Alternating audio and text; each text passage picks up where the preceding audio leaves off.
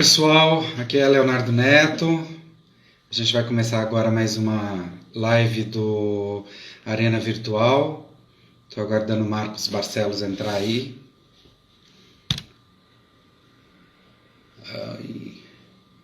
Olá, cadê ele?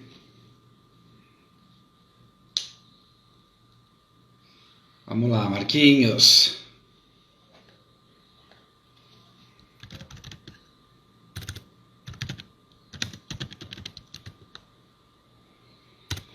Olá, pessoal, vai aguardando aí só um minutinho que a gente está aguardando o Marcos entrar aqui na salinha para a gente poder colocar ele na conversa.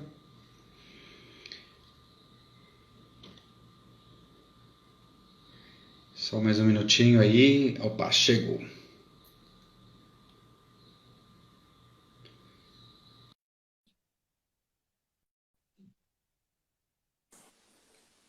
aí, Opa! Marcos, tudo E aí, Léo, bem? beleza? Consegue me ouvir legal aí? Perfeitamente. Tudo certo Tudo contigo? tranquilo, graças a Deus. E você, como é que tá? Tudo certo. Na medida do possível, tá tudo É, certo. fazer o quê, né? Situação, né? É. Pois é, a gente começa então agora o terceiro episódio da série Arena Virtual, com o escritor Marcos Barcelos. Nessa live a gente fica batendo papo com as pessoas, Marcos, Uhum.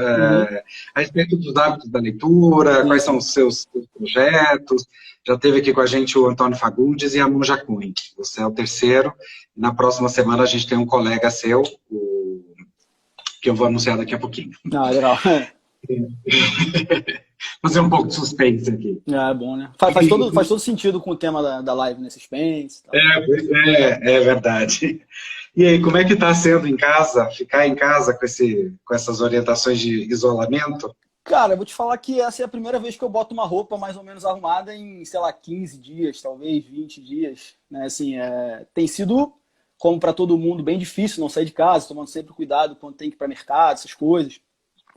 Sempre tomando cuidado com o contato com as pessoas na rua, sempre lavando a mão e tal. Então, assim, ainda não endoidei, né? Tô tentando guardar a loucura nos livros que eu tô escrevendo. Então, assim, tem sido estranho, mas tô sobrevivendo. E é um bom tema para futuro mesmo, né? Para um Sim, projeto sim, futuro. com certeza, com certeza. Até participei recentemente de uma campanha da Storytel, de me convidaram para escrever uma história justamente sobre esse período de quarentena, só que fugindo um pouco da minha zona de conforto. Ao invés de terror, eu escrevi sobre esperança, né? Então, assim, para mim foi bom, eu sempre gostei de escrever em outros temas também, mas eu acho que o material para terror e suspense dessa quarentena acho que é bem rico também, né? Tem bastante material para isso aí. O futuro dirá. Acho que vai pintar muita coisa. Exatamente, exatamente. E você está aproveitando esse tempo em casa para fazer alguma coisa em especial? Sim, eu tô terminando de escrever o meu próximo livro, né? Assim, tentando, na verdade, administrar o tempo, porque eu achei que eu fosse escrever mais nessa quarentena, não vou te enganar não, assim, mas eu tô tentando administrar da melhor forma possível e tenho alguns outros projetos em paralelo que eu tô tocando, mas assim, eu tenho lido mais, pelo menos isso é bom, né? Tenho tentado aproveitar o tempo vago da melhor forma possível e também várias horas fazendo nada, Netflix, filme, olhando pro teto, enfim. Acho que todo mundo tá meio que nessa aí, né? E você está lendo alguma coisa? Você falou que você está aproveitando para, dentre outras coisas, ler. O que você está lendo? Cara, então, é até interessante, eu tenho aproveitado essa quarentena para ler algumas leituras fora da minha zona de conforto, né? Assim, eu leio muito terror, eu releio muitos livros, eu tô sempre relendo Stephen King, tô sempre relendo Harry Potter, tô sempre relendo livros que eu gosto. Eu peguei Helena Ferrante para ler pela primeira vez nessa quarentena, tô gostando bastante. Então, assim, comecei a ler o Unicelular do Tarsis Magellan, que lançou agora pela Martin Claret. Então, assim, eu tenho tentado fugir um pouco da zona de conforto, tentar sair um pouco do terror e ler outras coisas também, né? Eu acho que tentar aproveitar dessa forma, assim, as leituras, né? E, obviamente, eu reli... Eu não reli, não. Na verdade, eu dei uma relida no Outsider do Stephen King por conta da série que lançou, né? Então, assim, para dar uma refrescada na memória, eu tô querendo reler agora Mister Mercedes, porque eu tô vendo a série também. Então, assim, eu sempre leio mais de um livro em paralelo, assim, ao mesmo tempo, né? Muito bem. Eu também estou relendo um, na verdade, comecei hoje, esse aqui, Toda a Luz que Não Podemos Ver. É um Sim. livro muito bom, viu? Recomendo.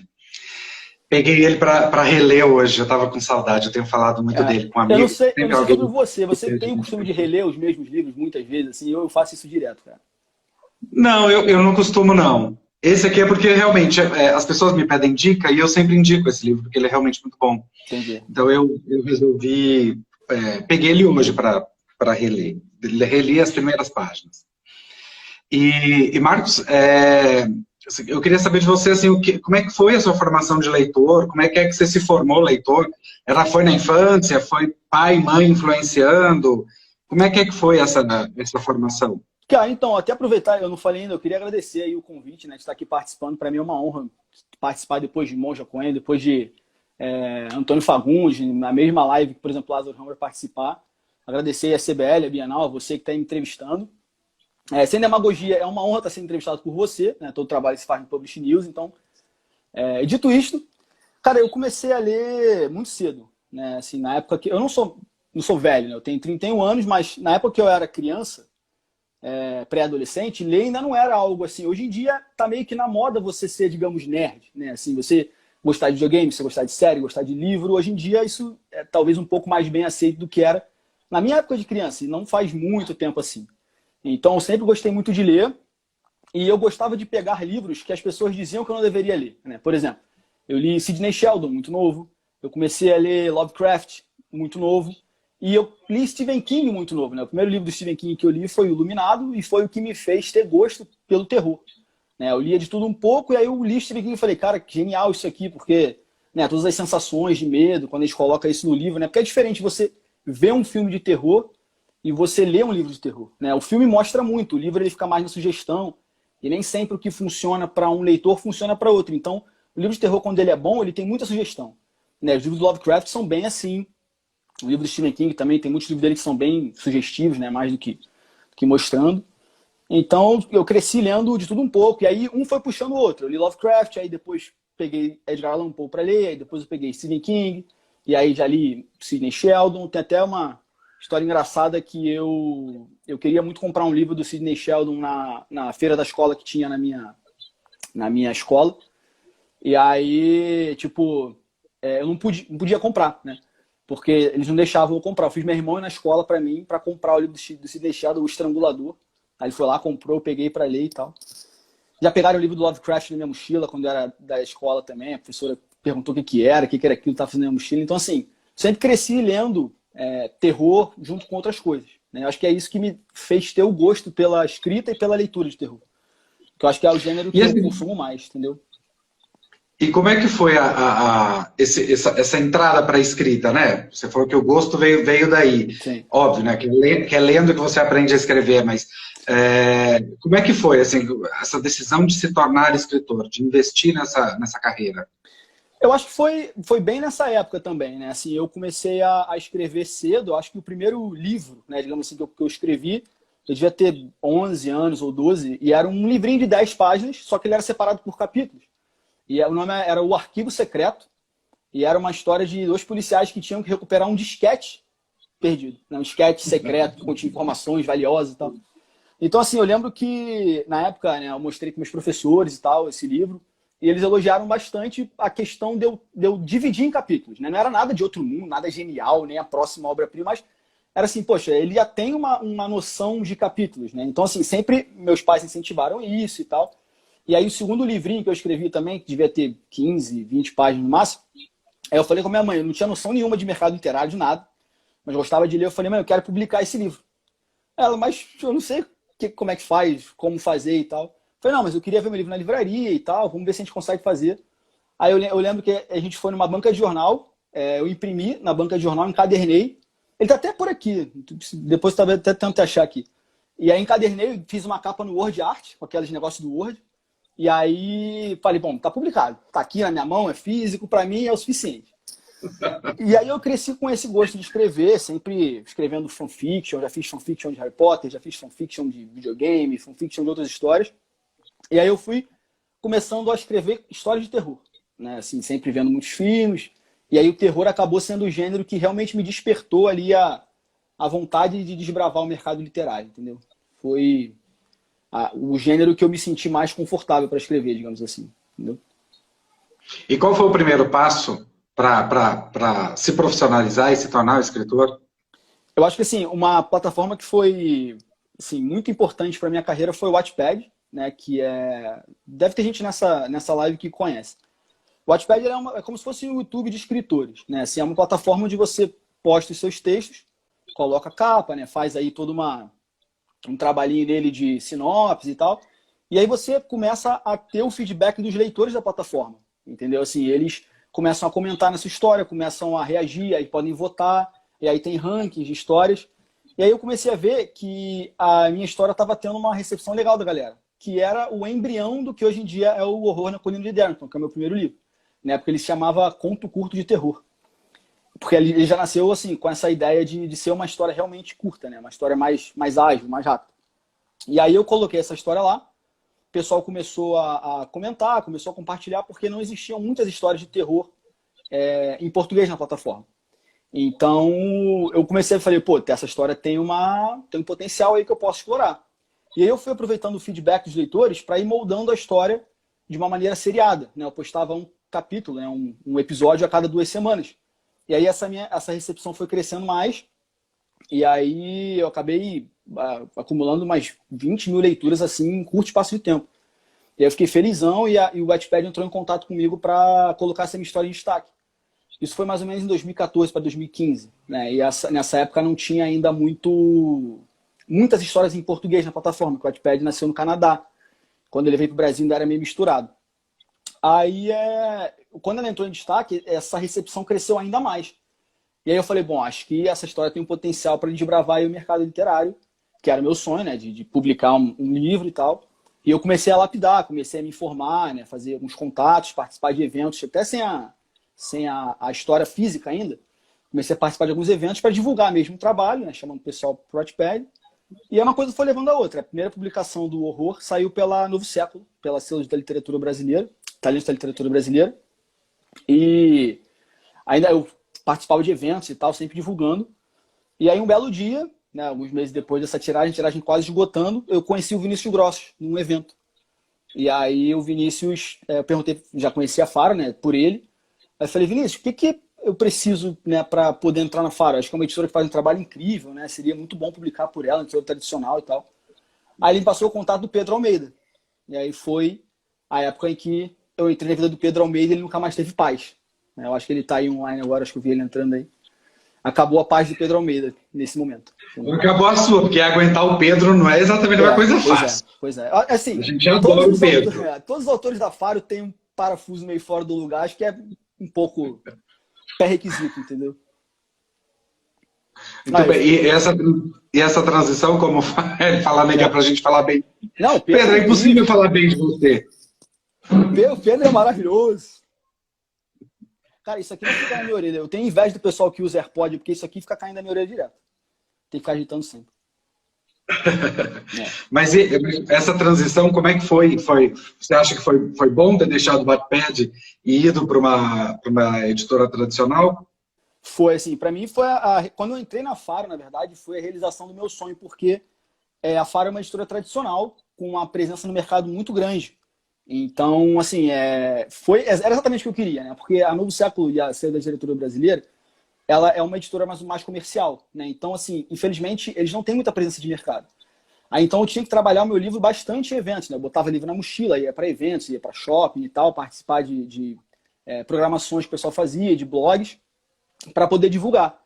E aí, quando eu entrei na Faro Editorial, que meu livro ele foi publicado numa tiragem grande e tal, e pegou as livrarias, falei, pô, agora sim, né? Eu já estou numa editora tradicional, assim, eu posso começar a trabalhar melhor essa parte. Só que eu nunca esqueci o Wattpad por causa disso, porque como ele foi muito importante para mim, eu deixei lá os quatro primeiros capítulos do Horror, e um pouco antes de lançar o Dança da Escuridão, que é o meu segundo livro, que é a sequência do primeiro, eu deixei uma prévia lá, exclusiva para o Wattpad. Divulguei lá, falando que ia ter uma prévia exclusiva para o Wattpad, justamente pelo, né, sempre todo o apoio que eu tive dos leitores lá.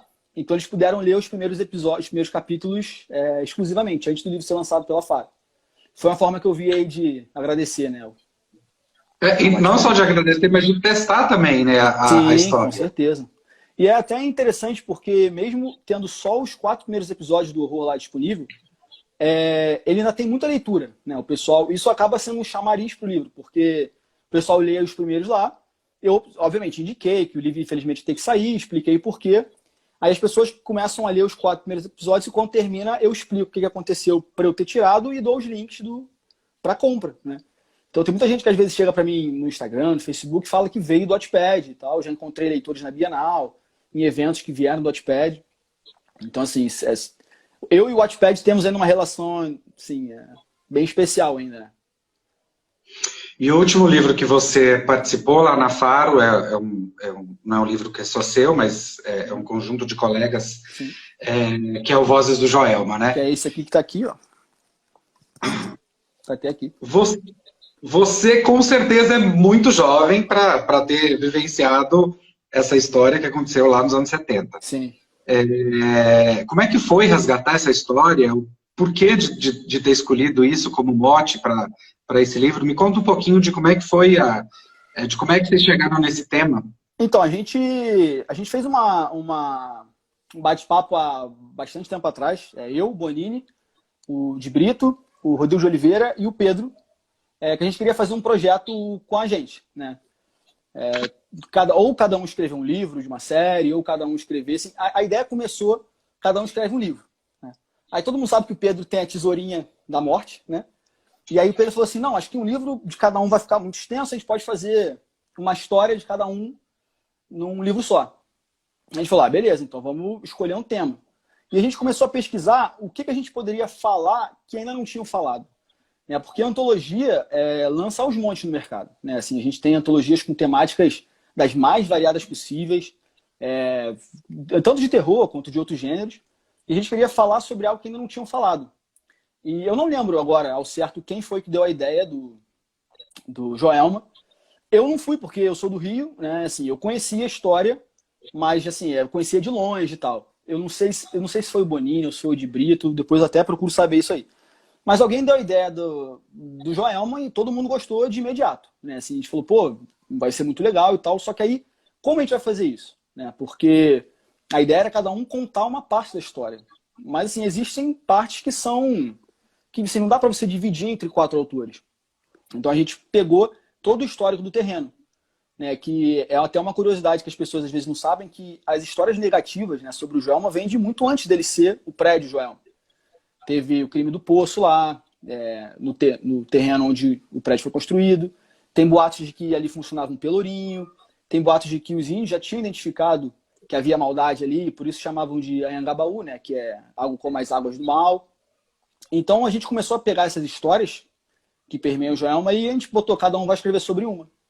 E aí a gente foi dividindo e eu fiquei com a parte das 13 almas, né, que foram as 13 pessoas que foram encontradas no elevador, presas, e foram enterradas lado a lado no cemitério de São Pedro, lá em São Paulo.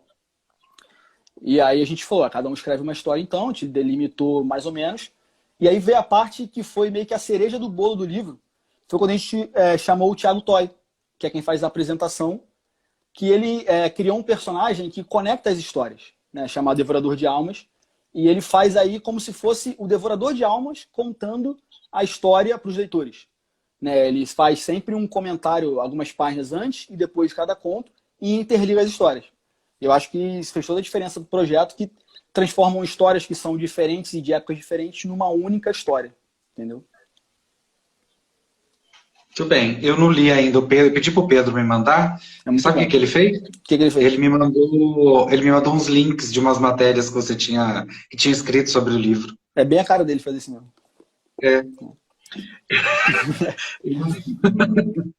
Daqui a pouco Marcos, a última vez que... Daqui a pouco ele aparece xingando aí. Pois é, mas ele fez isso. E como não está disponível em digital, fui até dar uma olhada, né? Compro no digital, já leio aqui rapidinho. Sim. Mas o P também não colocou lá, não. É bom, aproveita agora para cobrar ele deve estar vendo aí, já fala. E Marcos, a última vez que a gente se encontrou pessoalmente, né, foi em Frankfurt. Esse ano você foi pela primeira vez à feira, esse ano passado, né, a última edição, em outubro. Você foi a primeira vez à Feira do Livro de Frankfurt, que é a principal feira de negócios do livro no mundo. Eu queria saber das suas impressões sobre esse momento. Valeu a pena ter ido lá? Pô, cada minuto. Sim, valeu muito a pena. Esse era um outro sonho que eu tinha, de conhecer Frankfurt. Tem até um colega meu chamado Peterson, Rodrigues, ele é escritor também, só que ele está um pouco afastado do mercado. Quando a gente começou no Wattpad, a gente começou meio junto, né? E, assim, autor independente e tal, todos os perrengues que autor independente passa, a gente ficava conversando sobre os perrengues e falando, um dia a gente vai rir disso tudo em Frankfurt, pode ficar tranquilo. Um dia a gente vai sentar em Frankfurt na feira e vamos rir disso tudo, tomando uma cerveja alemã e tal. Então, quando eu tive a oportunidade de ir para Frankfurt, né, que eu estava no intercâmbio na Irlanda e tal, falei com o Pedro, para mim foi um momento muito especial, assim, eu até postei na época, marquei ele, né, lembrando desse momento. E, assim, para mim foi uma conquista muito grande, porque eu não boto sonhos, assim, muito distantes de serem realizados, eu sempre boto sonhos, assim, que são próximos, e aí a gente vai realizando e vai acrescentando novos degraus, né? Então esse foi um degrau muito importante na minha carreira de escritor, porque eu pude ver o mercado de uma forma, assim, que eu não imaginava que existia, assim, eu imaginava que existia, mas eu nunca tinha visualizado, né? Todos os stands, o Agent Center, que é um negócio incrível de outro mundo, as reuniões que aconteciam, reuniões de direitos, participei de algumas reuniões de direitos com o Pedro, né? E tipo, todo o trâmite que é feito, né? Quando você quer comprar um livro de outro país e tal, ou vender um livro para outro país.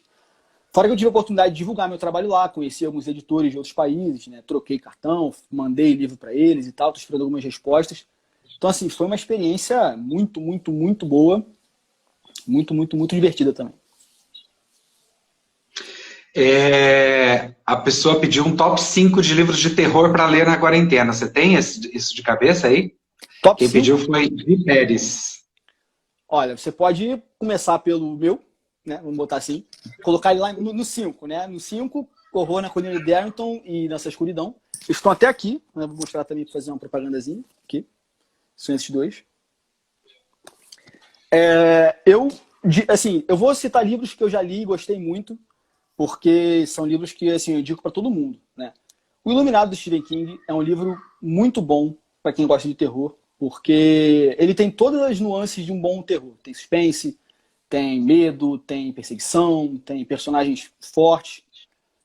Indicaria também O Escravo de Capela, do Marcos Brito, que é uma história muito bem construída em cima do passado do Brasil, né? Então, assim, o Marcos Brito ele escreve de uma maneira bem rebuscada e tal, e combinou bastante com a temática do livro.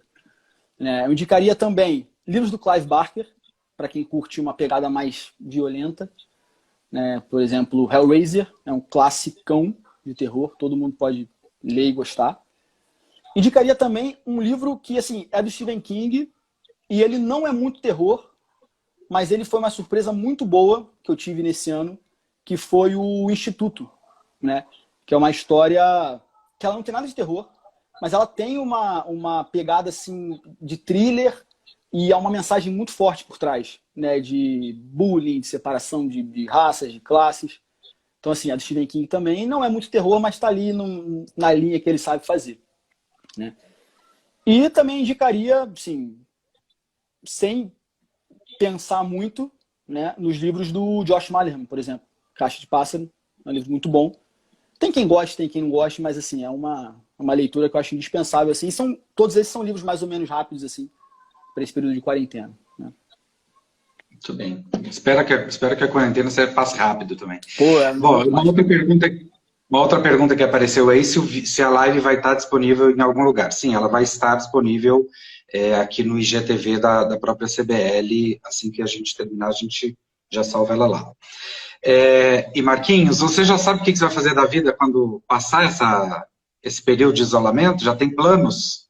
O que vai ser a primeira coisa que vai fazer? Pô, cara, acho que vai ser sair pra rua pra, sei lá, passear, fazer alguma coisa na praia, não sei, cara. Tá demais, assim, ficar preso em casa, sem poder sair pra lugar nenhum. Acho que vai ser isso, vai ser sair pra praia, tomar água de coco, tomar uma cerveja num boteco qualquer, primeiro que eu passar, assim, porque tá ruim ficar em casa. E também, assim, eu tenho algumas coisas pra resolver do meu livro, de um outro projeto paralelo que eu tô escrevendo junto com um amigo meu, que é de um filme. Então, assim, tem algumas coisas pra gente resolver aí, mas no primeiro momento assim, que eu consigo pensar para pós-quarentena é sair de casa e voltar a ir pra academia, voltar a sair, porque tá difícil, cara. Tá complicado. Tem que ter paciência. Tem que ter paciência, mas quem puder ficar em casa, que fique Não, em casa. sim, é importante. A gente né, fala que não quer sair, mas a gente entende a importância, né, de por que a gente tem que ficar em casa, por isso a gente fica. Muito bem, a gente já está chegando já no finalmente da nossa live. Queria só contar para vocês que o próximo convidado é o Vitor Bonini, que também participou com você, que é também um autor, seu colega, por isso disse no começo que era um colega seu. A live está marcada para quinta-feira, dia 16 às 16 horas. Então, quem puder e quiser acompanhar, então, no dia 16, que é quinta-feira, às 16 horas. Marcos, super obrigado. Valeu. Obrigado você, Léo. Obrigado vocês por terem ficado conosco até o fim. Acompanhem as redes sociais da CBL, do Projeto Valer um Livro ou do Publish News, que nesses lugares a gente vai sempre divulgando a programação do Arena Virtual. Tá bom? Pergunta que não quer calar. Vai ter Bienal esse ano? Cortou. Você vai ter Bienal? Vai ter Bienal? Será que vai ter? Acredito que sim. A gente é uma coisa que não está muito no controle da organização, né? Eu não posso falar em nome da CBL, óbvio, mas até o presente momento não tem nenhuma notícia em contrário. Agora, pode ser que o mundo acabe até lá, né? Espero que não, né? A gente torce para que não. Você tem que escrever um livro de terror sobre esse período de terror que a gente tem. E né, publicar logo para dar tempo de sair antes do mundo acabar, né? Se for realmente isso aí, a gente já escreve rápido e publica logo. É isso aí. Tá certo, então, Marcos. Obrigado vocês por terem ficado. Agradeço a todo mundo aí que participou da live aí. Eu agradeço a CBL e a Bienal pelo convite. Eu acho sempre importante a gente falar de livros nesse momento, que acho que é uma das formas que a gente tem para fugir disso, né? Sem sair de casa. Você entra no livro, você vai para outro lugar e tal. Então, assim, eu estou sempre indicando livros e tal, falando sobre livros, que eu acho que é uma forma de escapar dessa quarentena sem quebrar a quarentena, né? Então... um jeito de viajar, inclusive, Exatamente. Né? Exatamente. Beijão para todo mundo aí que participou. Obrigadão pela participação. Léo, obrigadão você pela entrevista. Precisando, tamo aí. Tá jóia, então. Obrigado, viu? Valeu. Tchau, pessoal. Valeu. Tchau, gente. Beijão.